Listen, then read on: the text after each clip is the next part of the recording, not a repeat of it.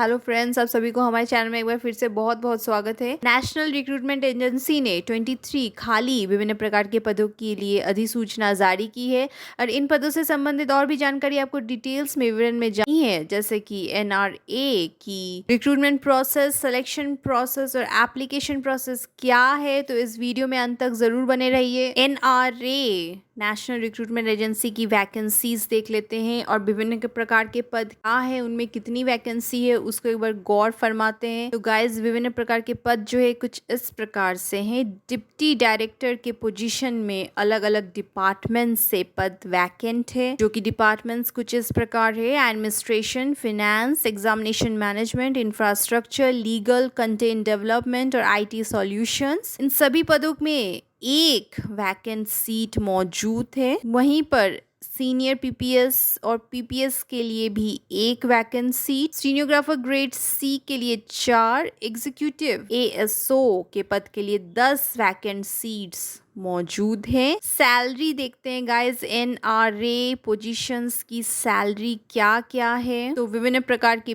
पद के लिए जो है विभिन्न प्रकार की सैलरी रेंज बताई गई है। स्टेनोग्राफर ग्रेड सी और एग्जीक्यूटिव एएसओ के लिए जो सैलरी रेंज बताई गई है 44,900 से लेकर 1,42,400 लेवल 7 पे कमीशन तक जो है बताई जा रही है। वहीं पर सीनियर पीपीएस की जो सैलरी है 78,800 से लेकर 2,09,200 लेवल 12 पे कमीशन बताई जा रही है। पीपीएस और अलग अलग जितने भी डिप्टी डायरेक्टर्स के पद है विभिन्न प्रकार के डिपार्टमेंट से रिलेटेड सभी पदों के लिए जो सैलरी रेंज है 67,700 से लेकर 2,08,700 जो है लेवल 11 पे कमीशन की जो सैलरी है वो बताई जा रही है। National recruitment agency NRA eligibility criteria की ओर बढ़ते हैं। एलिजिबिलिटी क्राइटेरिया एनआरए के अंतर्गत पहले तो एजुकेशन क्वालिफिकेशंस आती है, उसके बाद एज लिमिट उम्र सीमा आती है। तो एजुकेशन क्वालिफिकेशन देख लेते हैं गाइस क्या है। Basically administration, financial, legal, information technology जैसे जो सब्जेक्ट्स है उसी से संबंधित सारी क्वालिफिकेशंस मांगी गई है। डिप्टी डायरेक्टर एडमिनिस्ट्रेशन के पद के लिए simple bachelors degree. Deputy director के अंतर्गत फिनेंस ब्रांच के लिए इकोनॉमिक्स, कॉमर्स या फिनेंस में बैचलर डिग्री। एग्जामिनेशन मैनेजमेंट के डिपार्टमेंट के लिए सिंपल बैचलर्स डिग्री। इंफ्रास्ट्रक्चर के लिए भी कोई भी स्नातक की डिग्री। कंटेंट डेवलपमेंट के लिए भी कोई भी स्नातक की डिग्री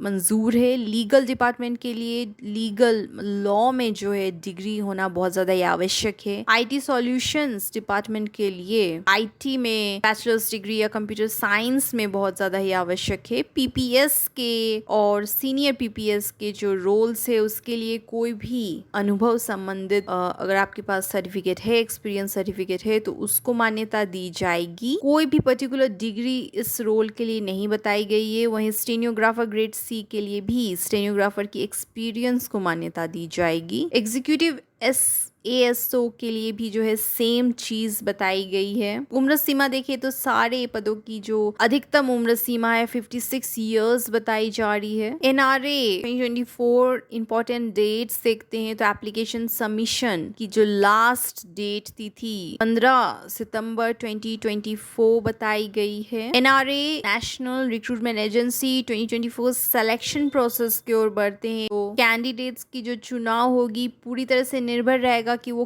किस पद में अप्लाई कर रहे हैं। एनआरए रिक्रूटमेंट 2024 एप्लीकेशन प्रोसेस की ओर बढ़ते हैं तो एनआरए की जो ऑफिशियल वेबसाइट है वहां जाके आपको एप्लीकेशन भरनी पड़ेगी। एप्लीकेशन आप किस एड्रेस में भेजोगे? DRADMN-NRA@gov.in के थ्रू आप भेज सकते हो एप्लीकेशन प्रोसेस बहुत ही सामान्य है। सारे महत्वपूर्ण डॉक्यूमेंट्स वगैरह है आपको अपलोड करने पड़ेंगे। एप्लीकेशन फी देने के बाद आपके आवेदन पत्र को स्वीकार कर लिया जाएगा। एनआरए एफएक्यूज देखते हैं, कुछ कुछ क्वेश्चंस जो आवेदकों के मन में हमेशा आती रहती है, चलते रहती है जब वो इन आवेदन पत्र में प्रोसेस करते हैं। तो एनआरए रिक्रूटमेंट में एलिजिबिलिटी क्राइटेरिया क्या है, तो वो जो आपकी बैचलर्स डिग्री है वो पूरी तरह से डिपेंड होने चाहिए कि आप कौन से पोजीशन में अप्लाई कर रहे हो, और कुछ कुछ एक्सपीरियंस अगर काम काज से है तो उसको बहुत ज़्यादा ही महत्व दी जाएगी। क्या क्या एनआरए में पोजीशंस अवेलेबल है, तो assistant executive officer grade A, assistant manager, deputy director जैसे पोजीशंस अवेलेबल है जो कि वैकेंट है। एनआरए की एप्लीकेशन कहाँ मिलेगी, एनआरए की जो ऑफिशियल वेबसाइट है आपको वहाँ मिल जाएगी एप्लीकेशन। और हाँ, एक कैंडिडेट क्या अलग अलग विभिन्न पदों के लिए अप्लाई कर सकते हैं, तो उसका जवाब बिल्कुल हाँ है। आप अलग अलग विभिन्न प्रकार के पदों में अप्लाई कर सकते हो अगर आपके पास सही डिग्री और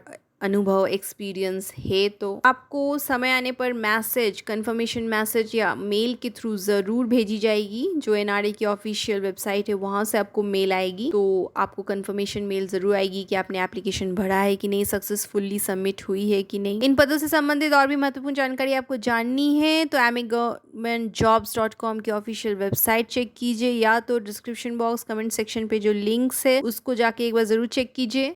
आप अप्लाई करना चाहते हैं इस जॉब के लिए तो गूगल पे amic.governmentjobs.com ज़रूर सर्च कीजिए। नीचे दिए गए डिस्क्रिप्शन पर लिंक ज़रूर चेक कीजिए। एडमिट कार्ड रिजल्ट्स ऐसे और भी कई इन्फॉर्मेशन जानने के लिए हम लोगों को फेसबुक, इंस्टाग्राम और टेलीग्राम पर ज़रूर फॉलो कीजिए। इस वीडियो को लाइक कीजिए, शेयर कीजिए। हम लोग के चैनल को ज़रूर से ज़रूर सब्सक्राइब कीजिए। बेल आइकन को ज़रूर दबाएं जिससे कि हम आपको अपडेट कर सके और भी ऐसे बहुत सारे वीडियोस के लिए इंफॉर्मेशन वीडियोस आप तक लाते रहे, पहुंचाते रहे। और भी किस तरह के जॉब्स आप चाहते हैं वो हम लोग को कमेंट सेक्शन में ज़रूर बताएं।